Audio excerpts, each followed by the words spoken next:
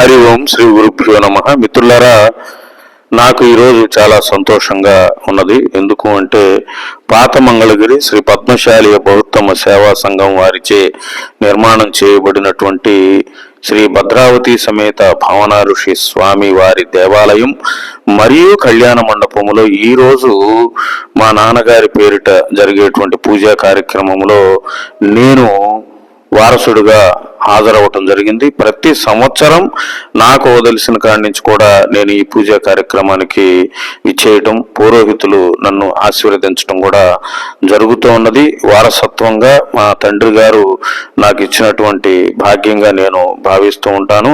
ఈ సందర్భంగా నా తండ్రి గారిని నేను స్మరించుకోవటం నాకెంతో సంతోషకరమైనటువంటి విషయం.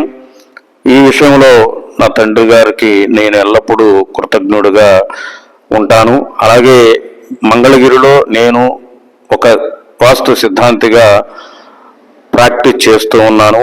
మీ ఇంటి నిర్మాణములో ఉన్నటువంటి వాస్తు దోష నివారణ కొరకు నన్ను సంప్రదించినట్లయితే మీకు మంచి సలహాలు ఇవ్వగలుగుతాను.